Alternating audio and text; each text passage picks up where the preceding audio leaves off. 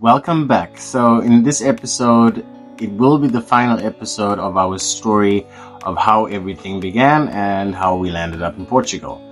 We're going to pick off where we left with the shed. So why we landed up there was, at the beginning we were placed in front of the workshop and living inside the camper, and that was right next to Angelo's job. So in the morning the trucks would leave and it was very loud, and there was a bridge right in front of it where the cars would cross and the trucks would cross, so you would hear the bridge and it would actually vibrate in the camper. So one day we asked this old lady that kept coming and watching what we were doing.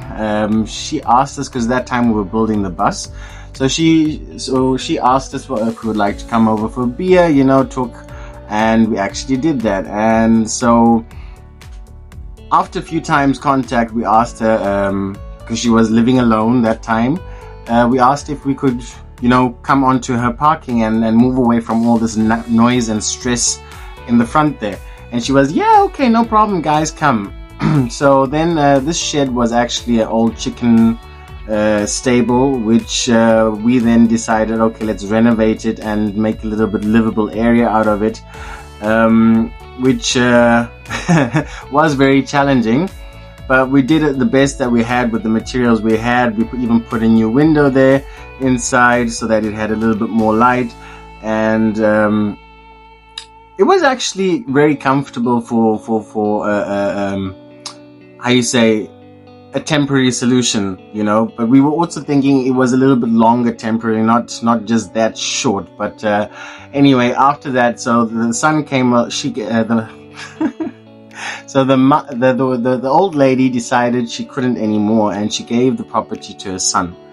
And he then came up to us one day and said, look guys, you don't suit in our picture, so you guys got to go. And that's exactly what we did. So we started renovating the workshop and changing things around inside there so that it was a little bit more livable. We put the camper back in front of the workshop, and then changed the area inside that was left as a workshop, changed that to a little lounge and sitting area so that you can eat properly and have a little bit more space, and the kitchen and shower and everything was there. So life was okay. Life was complicated at that moment, let's put it like that, because not everyone was happy with our lifestyle, not very legal in Switzerland, and a lot of jealous people around, because they were like, oh, we got to work for our house and you living inside a garage.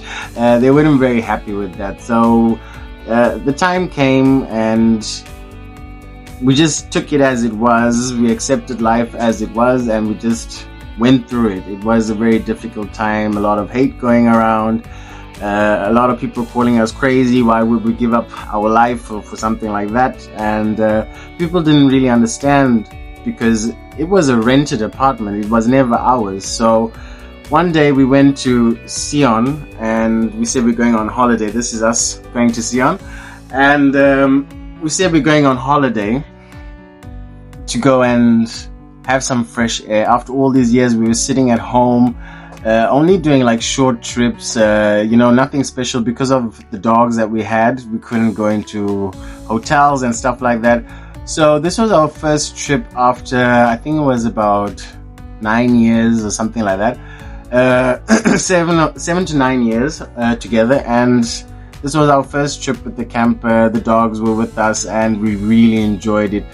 And we realized, okay, this is a beautiful lifestyle. Why are we killing ourselves living that old life instead of just putting things together and just see where life takes us to, And that's exactly what we did. So why we left Switzerland was actually, I never ever wanted to live my life, the rest of my life in Switzerland. So for me, it was always going back to Africa, or at least leaving Switzerland, that can start a new life, So was never happy with the Swiss laws and, the system, the way things function and the food we get. So I always said it would be nice to have your own food growing on your own property, not paying rent, not paying electricity, not paying water. be independent, and this was a big thing for me to be independent. And Angelo joined in and he's like, yeah, that sounds like a really good idea, come on, let's do that. And so we decided to change everything and go with this lifestyle. So this was after we had given up our apartment and everything. We finally then decided, no, we're going to go with it. We're going to carry on like this. We're just going to get a little bit bigger, and we're going to carry on like this and see if we can live side by side with the system, but with our own type of lifestyle. And so one day we found a place, a farm that we could live on, and the guy said, oh, come along. He was a good guy. So we started searching for something bigger. And this was one of the first things that I found online, and went to go and see it. On the pictures, it didn't look that bad, but when we got there, it was terrible. So the woman then explained me, you don't have to take it. There's other people that are also selling, because the camping ground was closing and then renovating and resizing, so downsizing the camping plots. So bigger campers and tiny houses weren't allowed anymore there. So everyone had to move, and either you move it yourself or they will move it for you for free, but you would have to move a year earlier. So we went there, looked around and found this beautiful tiny house, and I was like, wow. And I spoke to the lady, and the lady said she's wanting 8,000 for it. I was like, well, we can't afford that. If nobody buys it, or if you don't have a buyer, contact us before you get it shredded up. Contact us, and then we will see what we can do from there. So we carried on walking around, and we saw this beautiful camper, and there was nobody there, and I was just wanting it. And I was like, Angel, this is the perfect size camper for us that we will be needing. So we went back, set up our little camp with what we had, didn't know much more. And after a few months, we got the call, and she said to me, guys, how about 3,500? I said, look, I can't do that, because with the transport and everything, that's going to be quite a lot, because you need a crane and a special transport and everything. So it's not going to work. I said, I will only take it if I can get it for free. And then she said, I'll think about it. So it took another few weeks, and then she called me back and she's like, you know what, you guys can have it. So we got everything set up. We went to the place 2 days before, got everything cleared out, ready. And it was pouring, non-stop pouring. And then finally got the tractor in, wanted to pull it out. The whole house sunk in, and it just wasn't moving anymore. Then the next problem came, because it's been years, it's been 15, 16 years that house has been standing there. So while it was standing there, a lot of people grew their things. So bushes became bigger, wider, trees became planted. Trees were planted in the way, so that 16 years later, when this house is trying to get out, everything is overgrown. People have overstepped their boundaries, and the house is not really coming through. So it was horror, and we had to really fight with this house. It was every few meters we had to put boards underneath, because one tire, we didn't get the tire fixed, and that one tire kept sinking in because the ground was so wet, and it kept getting stuck. So we had to put boards underneath. Angela was going under there, and it was rocking and everything. It was mad. And then you have to put the jack underneath, lift it up again, then pull it. So the crane was standing here, this crane machine. We lost a lot of footage of this scene, what happened here. So this crane that was standing here was already there, and I was going crazy. I mean, you can see me in the background, they're going crazy. So I was going crazy, ripping things, tearing things out, and then it came to the point where people's houses, what they had built, got in the way. And then one guy came to us and he's like, oh no, they're not coming back. So we just decided we were ripping through. And then the woman came while we were doing that, cutting trees down and everything. she starts screaming and like goes crazy and like, you're gonna pay for that. I'm like, listen, we can discuss later. The crane and the truck are here, and I'm not interested right now. You should have been maintaining these roads and making sure that whatever went in can come back out. So they were very pissed off and everything, but we didn't care. We finally got the house out, got it loaded. So tragically, all video material of that is lost, but there's a few pictures of it. So this particular day was like we were in a war zone with everything that didn't want to get this house out. It was mad. It was really, really mad. And there were a few people that were still staying on the camping because it was a few weeks before it closed and heading for winter. So there were a few old elderly people that were still there, and they some of them had these like rolly, what they called, rollator, rolly, I don't know, those things that to walk and then you can sit on them. So some of them had those, and they brought the umbrellas with because it was raining. They brought the umbrellas with, and they sat there and they were watching, and me and Angela were just fighting. Angela was in the truck pulling and also chainsawing. We were like multitasking, doing a lot of things at once. It was just mad. But finally we get it on the truck, loaded off, and to the place where it's going. And things started changing. So we thought life started to look a little bit up. We now have our own home. We no longer rent. So we only were renting the plot. But we finally had our own home. And this was such a beautiful feeling for us to experience, having something that's your own, you know. So we enjoyed it. We started renovating it, changing things around, and getting things ready. We said this is going to be our lounge, sleeping area and stuff like that.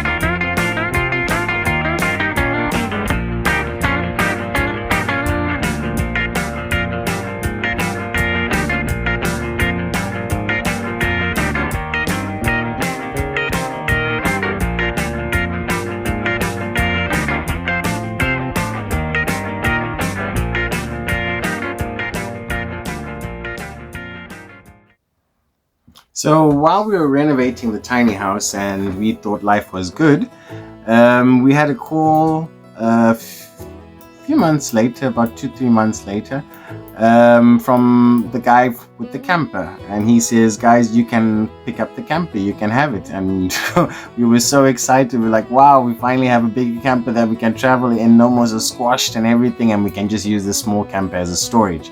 So that was the original plan. So we dashed out there, and this thing was actually infested with those stinky bugs. So everywhere you just stand, and it was just full of stinky bugs. It was nasty.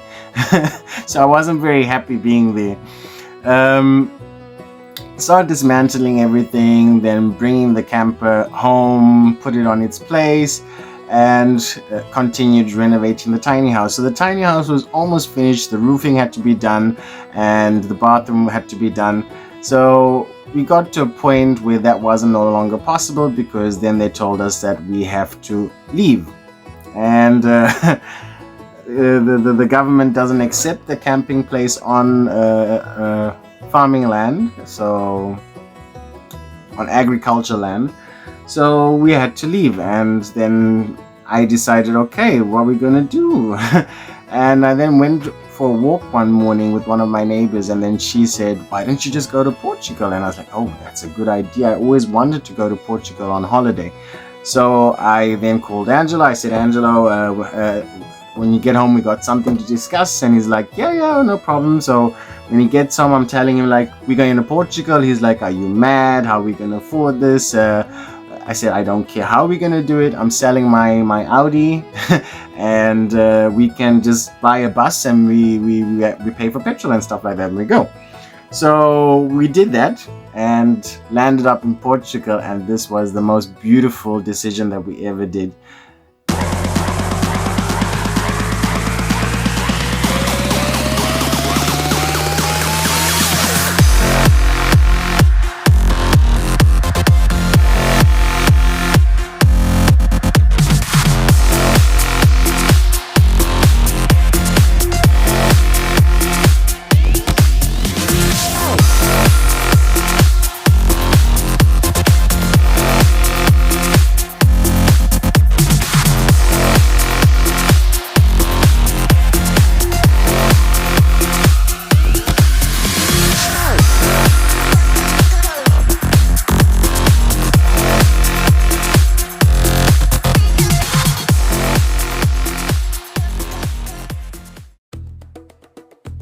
So after our beautiful holiday, we came back to Switzerland, sorted out what we had to sort out, and we had to move. So we moved to another camping ground that was also only for a season, and then we left back for Portugal because we had things to sort out and, documents, paperwork and stuff like that. So we were back in Portugal again for a very short time, and then left back to Switzerland. Life came back to normal again, and did the things, went to go and swim in the Walensee. Loved those things. Went to go ride motorbike because we knew our time was up here. So we were enjoying Switzerland. I even got a motorbike, the Blue Bandit. I got that as a present, and I was rolling around, and that's how life was until it came to an end. And this year is when we're our farewell. So on the camping ground, we had our little farewell. Everybody that was always together came together, and we said all our goodbyes because everyone was leaving the camping ground and everyone went their own separate ways.